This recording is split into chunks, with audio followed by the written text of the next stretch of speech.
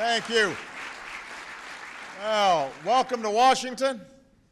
It is an honor to be here with so many leaders and thinkers who've come together for one reason: to celebrate Latino culture and honor the contributions that so many Latinos have made and continue to make to our nation. I want to begin by thanking Sergeant First Class Petrie for that introduction. 3 months ago, I was honored to present Sergeant Petrie with our nation's highest military decoration, the Medal of Honor. And we are so proud of him.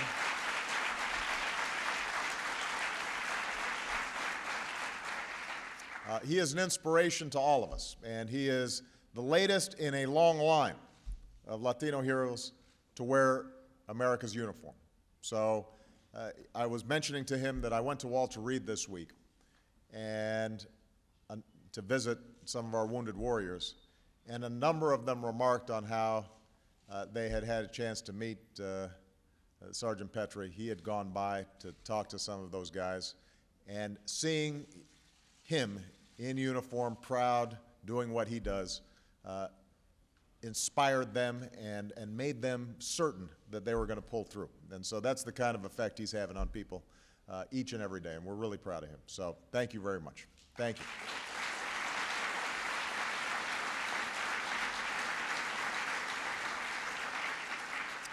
I also want to recognize the members of Congress who are here. I want to thank my dear friend and outstanding Secretary of the Interior, Ken Salazar, for organizing this forum.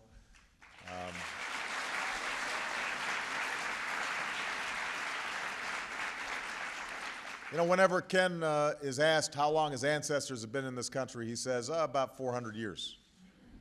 So his roots go way back, just like I know many of yours do. And that's what today's all about. Diversity has always been America's strength. We are richer because of the men and women and children who've come to our shores and joined our union. And we are better off because of the ideas that they've brought and the difference that they've made and the impact they've had on our lives. And nowhere is that more true than with the Latino community. Right now, there are 54 million Americans of Latino descent, 1/6 of our population. Our neighbors, our coworkers, our family, our friends. You've helped us build our cities, grow our economy, defend our country. And today, for the first time in history, there is a Latina in my cabinet and a Latina on the bench of the highest court in the land.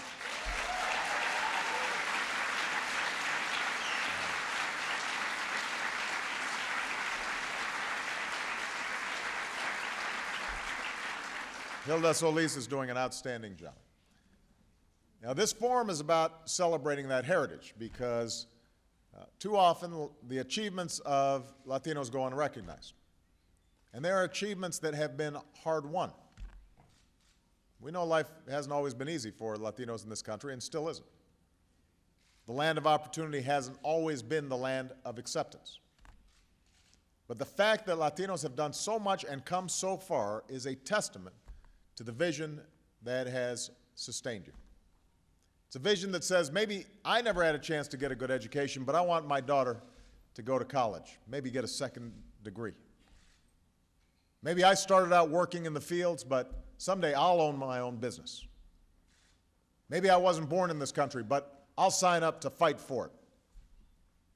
Maybe I have to make sacrifices, but those sacrifices are worth it if it means a better life for my family. That's the story of parents, grandparents, great-grandparents, great-great-grandparents. That determination, that perseverance, that sense of what is possible that has kept the American dream alive and well in the Latino community. And more than any one person or any one story, those are the values that we have to remember today. And we need to remember those values because times are especially tough right now, and they've been tough for a while. For the better part of a decade, we've seen the rich get richer, the poor get poorer, the middle class get squeezed. And that was before the crisis that began in Wall Street and made its way to main streets all across America, making it harder for people to find jobs, harder for families to keep their heads above water. And the Latino community knows this better than most. The unemployment rate among Latinos is one of the highest in the country. And right now, too many families are struggling just to get by. And that's not right. And I ran for president for the same reason many people came to this country in the first place, because I believe America should be a place where you can always make it if you try. A place where every child, no matter what they look like, where they come from, should have a chance to succeed. And I still believe in that America. I believe we can be that America again. The truth is, the problems we face today were a long time coming, and solving them will take time.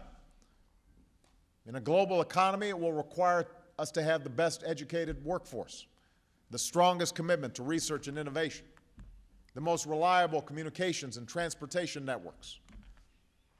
But with so many people hurting today, there are things we can do right now to make a difference. There are things we should do right now to put more people back to work and to restore a sense of security and fairness that's been missing for too long. So that's why I put forward the American Jobs Act. That's why I sent Congress a jobs bill made up of the kinds of proposals that traditionally Democrats and Republicans have supported. Independent economists who do this for a living have said the American Jobs Act would lead to more growth and nearly 2 million jobs next year. No other jobs plan has that kind of support from actual economists. No plan from Congress, no plan from anybody. But apparently none of this matters to Republicans in the Senate.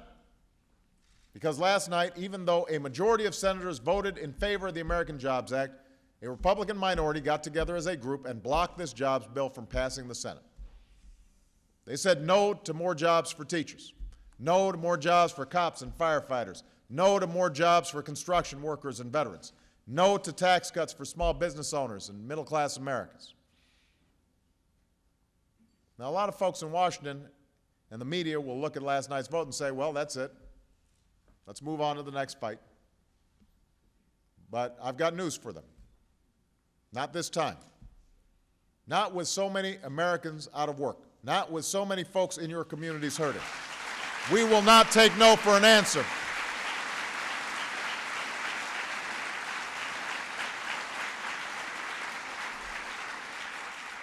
We will keep organizing, and we will keep pressuring, and we will keep voting until this Congress finally meets its responsibilities and actually does something to put people back to work and improve the economy. We'll give members of Congress a chance to vote on whether they think that we should keep teachers out of work or put them back in the classroom where they belong, teaching our kids.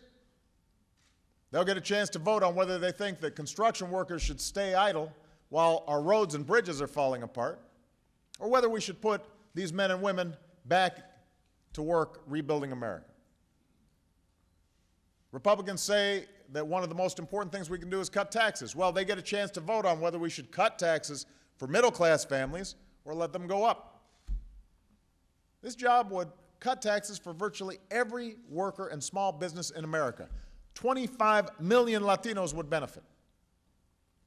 If you're a small business owner who hires a new worker or raises wages, you'd get another tax cut. If you hire a veteran, like Sergeant Petrie, you'd get another tax cut.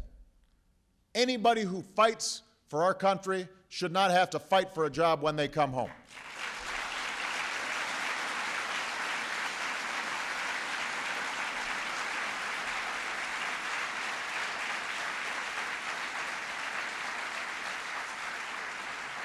Now, I know some folks in Congress blocked this jobs bill because of how it's paid for. Well, we already agreed to cut nearly $1 trillion in government spending. We've offered to cut even more in order to bring down the deficit.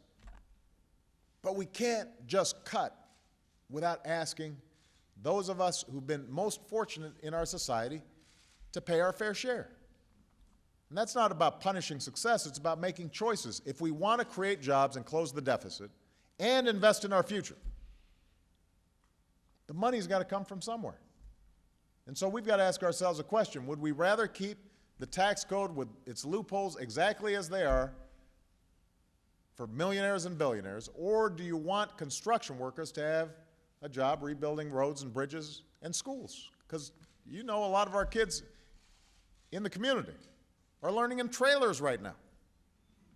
Why wouldn't we want to put people back to work rebuilding those schools?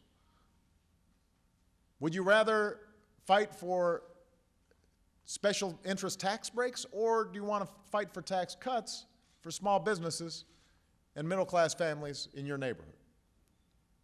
I think I know the answer. In the end, this is a debate about fairness and who we are as a country. It's a debate about what we believe in. What kind of country do we want to be? When Michelle and I tuck our daughters into bed at night, we think about the fact that we are only where we are because somebody who came before us met their responsibilities. They put the American dream within our reach. They made sure that there were student loan programs out there, and they made sure that there were decent schools out there, that were opportunities for everybody.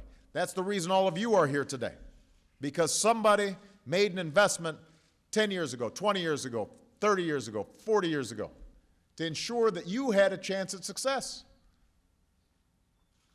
Those aren't white or black or Latino or Asian or Native American values. Those are American values. Now it's up to us, this generation, to do our part to invest now so that the next generation has a shot. Now, these are tough times. A lot of people are living week to week, paycheck to paycheck, even day to day. They need action, and they need it now. They want Congress to work for the people who elected them in the first place. They want Congress to do their job. So I need your help. I'm going to need, you are opinion leaders all across the country. I need you to email and tweet and fax and write letters and get on the phone, meet face to face, remind members of Congress who they work for. Remind them what's at stake here. The time for games and politics is over. Too many in this country are hurting for us to stand by and do nothing. This jobs bill will help the Latino community right now, and it'll help the larger American community right now. We all have a stake in this recovery, and it's up to every single one of us to fight for a better future. You know, in 1966, Cesar Chavez was struggling to bring attention to the treatment of farm workers in California, and he received a telegram from a friend who knew a little something about standing up for justice. Dr. Martin Luther King wrote, "As brothers in the fight for equality, I extend the hand of fellowship and goodwill. We are with you in spirit and in determination that our dreams for a better tomorrow will be realized." And here in America, we are united by more than the color of our skin or the language that we speak. We are joined together by a shared creed, a shared set of values. We're connected by the future we want for ourselves and our children. And we determine our own destiny here. Whether your ancestors came from a slave, came over on a slave ship or crossed the Rio Grande or were here long before the country was founded, we're in this together. And we have the opportunity right now to determine our own destiny. So I hope you will join me in helping us meet this moment. Let's get to work putting the American people back to work. And let's show once again why the United States of America remains the greatest nation on earth. Thank you very much, everybody. God bless you. And God bless the United States of America. Thank you.